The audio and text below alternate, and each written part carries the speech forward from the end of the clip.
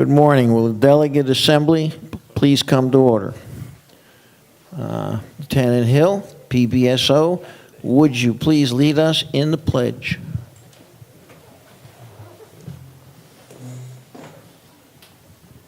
I pledge allegiance to the flag of the United States of America and to the republic for which it stands, one nation, under God, indivisible, with liberty and justice for all.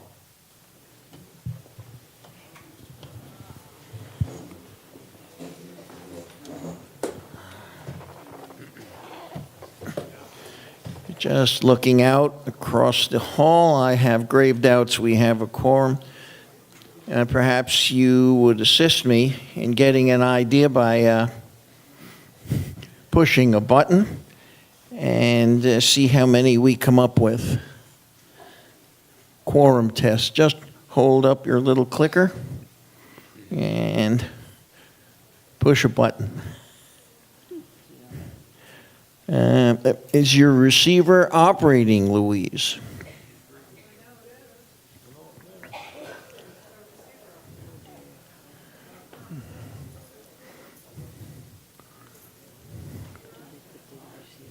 All right, we'll wait for good old analog methods. That's what backup's all about. Please be having a look at the minutes. And I promised Chief of the Port, Dr. Eugene Enright, a few minutes. She has a critically ill mother whom she must go to the hospital to attend. So, Dr. Gene Enright, please come. No. Gene, right there at the mic. Good morning, Century Village. I'm Jean Enright, and I've served you for the last 14 years as your port commissioner, and I'm chair of the board. First, I just want to thank you for all the years of your support. You haven't seen me around here in the last year or so because my mom has been extremely ill, and we've been back and forth to St. Mary's. She's had flash pulmonary edema and lymphedema. And so for the last year and a half, we've been in and out. And I just wanted to come here again today just to say thank you, but also to remind you in August, we're having a very important race at the Port of Palm Beach. And my vice chair of the board, who's Peyton MacArthur, this is his last year, and I'm going to dearly miss him because Peyton brings so much of wealth and knowledge to our board. I would like since Peyton will be leaving in January, we need to replace him with someone who can bring that wealth of knowledge, continue in his footsteps with me. And that is Joseph Anderson. Joseph Anderson is unique because he has a background in construction. And he knows the port. So I'm just asking you, in August, he's first on the ballot, Joseph Anderson. And you don't see me coming. I don't campaign for individuals. I mean, for me to put my name on you, get your stamp, I mean, it is honesty. He brings integrity. And for the Port of Palm Beach, please, I humbly ask you to vote for Joseph Anderson, who's first on your ballot for the Port of Palm Beach. And then I just want to say thank you. I will appreciate all your prayers for my mom. And hopefully I'll come back here the next time with some good news. But thank you very much. Thank you, Mr. Israel. All right, any corrections to the minutes?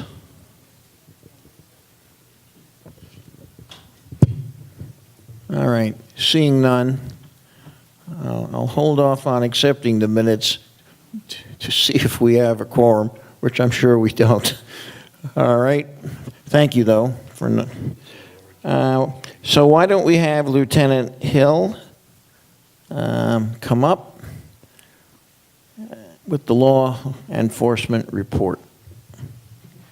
Thank you. Good morning, everyone. Another pretty good month last night. 228 total calls. That's everything we did. 52 cases were reported. We had 2 vehicle burglaries that were reported to us. Both of them told us that their cars were locked. However, we found no signs of forced entry, and the items taken were relatively minor: a wallet, some clothing, things of that nature.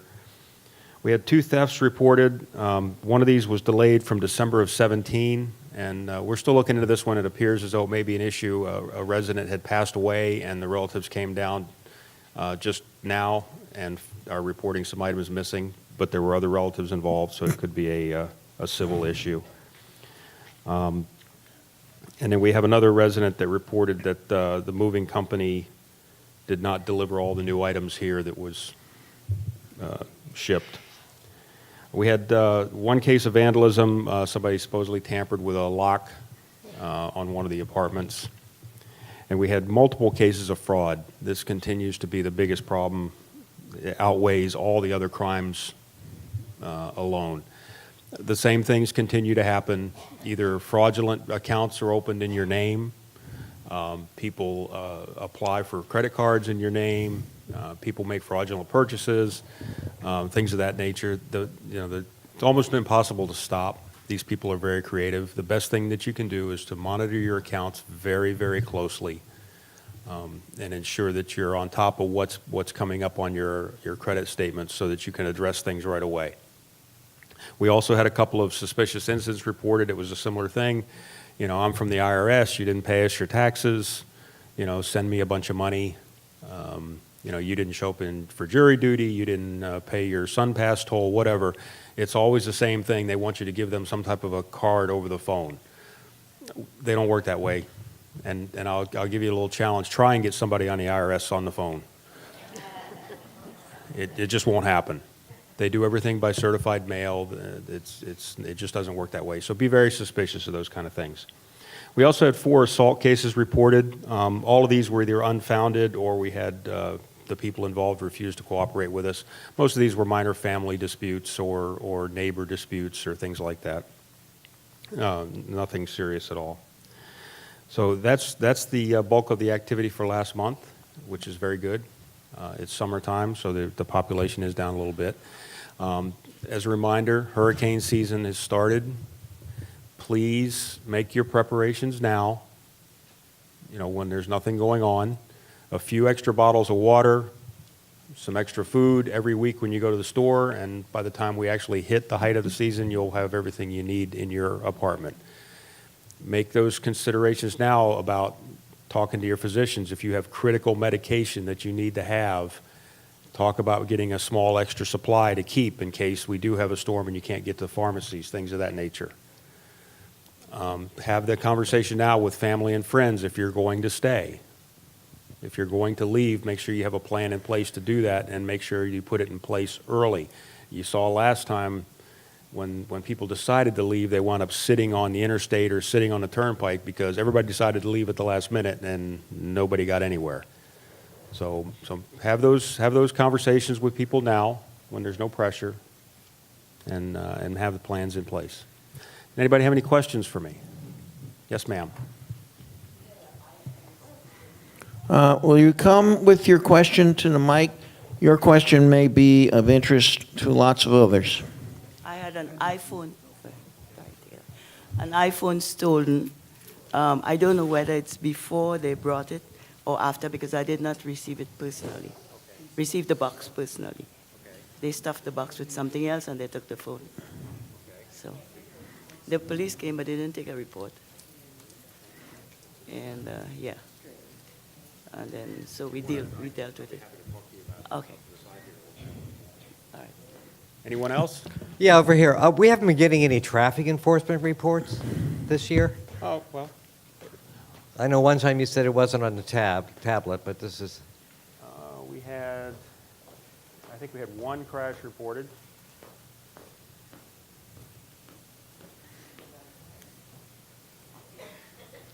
Um, 1, 2, 3, 4, 5, 6, 7, 8, 9, 10, 11, 12, 13, 14 or 15 vehicle stops. I didn't bring my glasses, sorry. 14 or 15 vehicle stops, citations, warning, and 1 crash. Thanks, LT. Maybe I heard more in that question than you intended. Are you interested in a running total of all traffic, like citations, tickets issued, and the like here in the village? Because there's been a lot of concern with traffic issues, and my guess is PBSO might be willing to provide it. I don't want to speak for the lieutenant, but Well, I'll be happy to, at the meeting this afternoon, we can talk about that. I'll be Okay. very upfront. We have some challenges with that because our data system, and I don't want to bore the people with the All right. details. But in brief, basically what happens when a deputy checks out on a traffic stop, when he finishes, he clears the call with a code. Either he wrote a warning or he wrote a ticket. The only problem that we have is that the system doesn't differentiate if he wrote 5 tickets or 1. And because Century Village geographically is not the ticket system doesn't identify Century Village. It just identifies a location. The computer can't search. In other words, if he stops a car in Century Village but happens to get to him on Okeechobee, it's going to show it as written on Okeechobee, not here. I'm not pleased to report that because it's not the best system in the world, and we're trying to figure out a way around it. But that's one of the issues we have of telling you exactly how many tickets. For example, if I send a motor deputy in here, and he spends an hour at the stop signs and writes 10 tickets, when he clears that event, it's going to show 1 ticket because it doesn't count the number. And the ticket system we use is from the state, not us, so it doesn't spit out everything that we would perhaps like it to. all right, we'll chew But we on this can- at security. But we can discuss it further and try and come up with something that works for everyone. That would be great. In the past, we had been getting, there were 9 stops. 7. I perhaps may have been mentioning as much. They get the reports every month of what we have. Yeah, okay. All right. Is it possible, David, we could get those things Thanks for that printed one. in the UCO Reporter too? We Yeah. used to get those in the UCO Report. We'll see what we can do. Okay. I sympathize, having been foolish enough to drive the speed limit in the ring road and have people fly around me across the yellow line with oncoming traffic. Doesn't seem to, it's very scary. All right. Any more questions? Any other questions for the lieutenant? Okay. All right. Security this afternoon. We'll be there. Welcome as always. Have a great day, everyone. All right. Hold on. The count is here. Sorry. As I anticipated, we have 94 delegates signed in. This is not anywhere near a quorum. All right. Fortunately, we have no votes scheduled. We'll go on with the information portion, and for those who are interested at the end, we'll hear from the candidates. But before I go on, I see that we are honored by the presence of District Commissioner Paulette Burdick, District 2, and perhaps you might want to say a few words. Good morning, Mr. President, members of the board, and residents of Century Village. I am your County Commissioner, Paulette Burdick, and I have a brief update for you, along with Lieutenant Hill. Preparing for a storm season is vital. It can be easy and not tremendously expensive. We all buy juice or water or milk. Clean those containers out, set them aside, and prepare to use them. I know that sometimes those water bottles are heavy, and we all want to save a few pennies. Just be ready, be prepared. Water and food and your medicines and a few dollars in cash are vital. Communicating with your CERT team, making sure that you work together as a team. Talk to your neighbors and friends, support them. If any of your neighbors are oxygen dependent or medically dependent, now is the time to call the special needs shelter to get signed up. There are There's only so much capacity in the facilities. Please sign up now. And as Lieutenant Hill said, make a plan and work your plan. It is never in your best interest to think that you're going to drive to Orlando we saw the lines last year, people running out of gas, the storm changing direction, and all of a sudden, when you thought you were going to be out of the cone of influence, the storm changed, and now you are in jeopardy. Out in the office there, Ann Gannon has a little pocket guide on hurricane preparedness.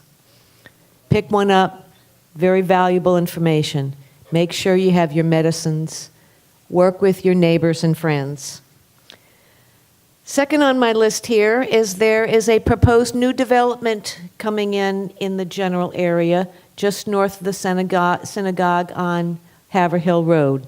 They will be contacting the UCO to meet with them to look at their proposal, so something that we can all work with. Thank you. Work with. Good news. Good news. You know the Walgreens that has closed at Okeechobee and Haverhill? Good Samaritan Hospital is coming in with an emergency room there. So I think they're in the process of getting all of the applications and the permits to move forward with that, and I think that's going to be very helpful, not only for Century Village, but the entire surrounding area. Do you have a pencil? Get a pencil and paper out. I'm going to give you a couple of dates that are coming up. These are my concluding statements. On Tuesday, July 10th, at the Vista Center, there will be a candidates forum for the individual that you will select to represent you as your county commission. They will be there 7 o'clock, July 10th. On July 18th, also at the Vista Center, will be a judicial candidates forum. I know all the judicial candidates come up here and they say, I'm for circuit court, I'm for county court, I'm in group 5, I'm in group 26, and I scratch my head. Who is for what and where? The League of Women Voters is having a nonpartisan candidates forum at the Vista Center beginning at 6 o'clock. They will place all the candidates, circuit court, and then later county court. They will put them in their respective groups so that you will have the opportunity, and I think it'll be very easy for you to select your new judicial.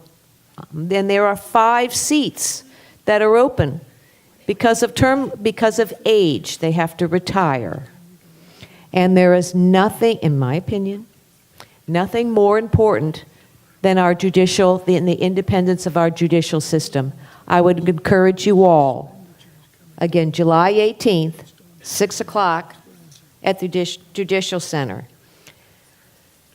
And then lastly, on August 2nd, on Channel 25, there will be a candidates forum for the Democratic nominee to be the next governor of the state of Florida. And we will all be voting on August 28th. That's Election Day. I would encourage you all, if you don't have your vote by mail, your absentee ballot, you can still apply for that. But make sure that your friends and your neighbors vote on August 28th. Thank you very much for the opportunity to be here. Thank you all for serving your communities. Any questions? Yes, ma'am.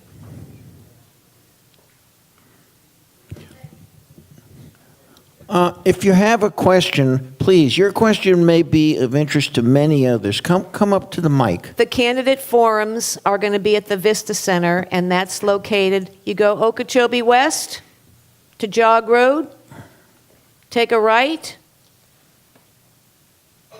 and on the right-hand side is the county government building. I think it's 1300 North Jog Road. But you'll see, the building will be right there on the right. You really can't miss it. Thank you for that question. I did not Yes, clarify. okay, one here. Yes, sir. Again, the golf course. What is going on now with maintaining? Because the grass is already bushes. Maintaining, I'm talking about. It's not cutting, it's not doing anything there. Huh? Thank you for that question. He has been, 2 weeks ago, he was reported to code enforcement, who came out, and yes, he is in violation. And now code enforcement is going through those steps again. Yeah, I had certainly noticed, I'm sure many others, that it's really getting raggedy over there. Yes. Uh, He has so many days to rectify it, and then Yeah, he goes I through an gotcha. administrative process. And by the time that period of time, then he comes in the last hour to fix the problem. But he is not a good neighbor. He has never been a good neighbor, and we all know that. Yeah. But you here in Century Village are not the only victims of the current code within Palm Beach County. Down in Boca Del Mar community is experiencing the same problem. On Tuesday's County Commission agenda, we are going to be looking at changing that code so that the problems that we have experienced here in Century Village and Boca Del Mar are not going to happen in the other areas of Palm Beach County where the developers are buying up all of the golf courses throughout Palm Beach County. There must be at least a half a dozen that have been bought out. So we've learned from the past here, and we are not going to let it happen in other communities. And county staff is very diligent with regards to making them comply with the existing rules. Yes, ma'am. No, he gets the code enforcement comes, you're out of compliance, X amount of days to fix it. He doesn't fix it, he gets notified, X amount of days, he goes to a special master. By the time he gets to that special master, then he says, okay, I'm going to mow it so that I don't get fined with the special master. He has done this, he has played the game many times.